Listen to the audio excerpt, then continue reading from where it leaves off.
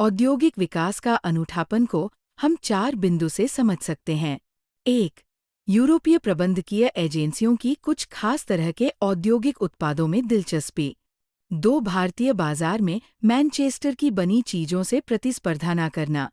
3. स्वदेशी आंदोलन और चीन में चीन और जापान के उत्पाद के प्रभुत्व और 4.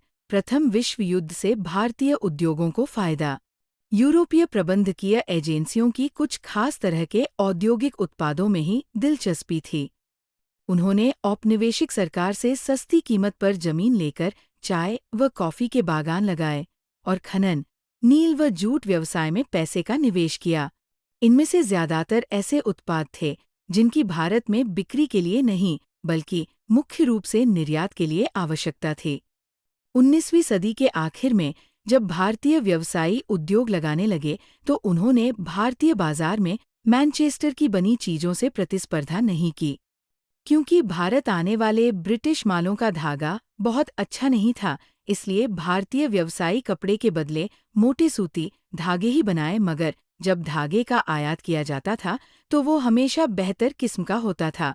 भारतीय कताई मिलों में बनने वाले धागे का भारत के हथकरघा बुनकर इस्तेमाल करते थे या उन्हें चीन को निर्यात कर दिया जाता था। 20वीं सदी के पहले दशक तक भारत में औद्योगीकरण का ढर्रा कई बदलाव आ चुका था।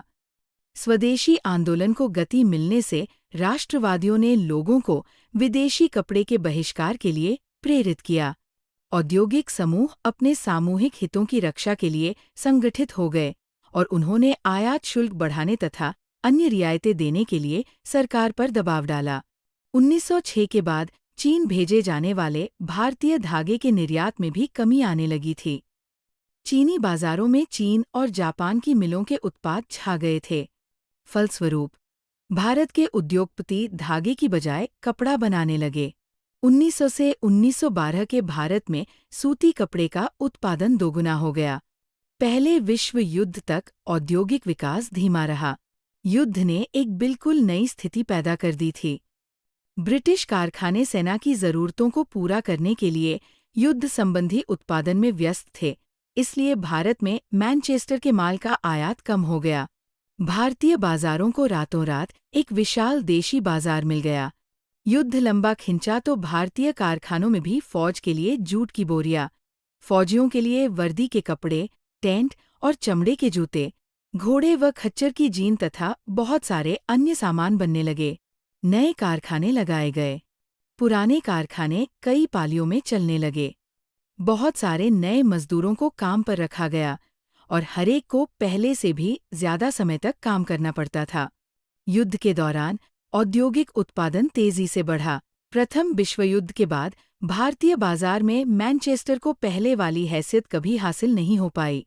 आधुनिकीकरण न कर पाने और अमेरिका, जर्मनी व जापान के मुकाबले कमजोर पड़ जाने के कारण ब्रिटेन की अर्थव्यवस्था चरमरा गई थी।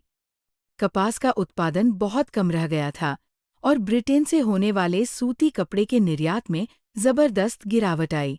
उपनिवेशों में विदेशी उत्पादों को हटाकर स्थानीय उद्योगपतियों ने घरेलू बाजारों पर कब्जा कर लिया और धीरे धीरे अपनी स्थिति मजबूत बना ली।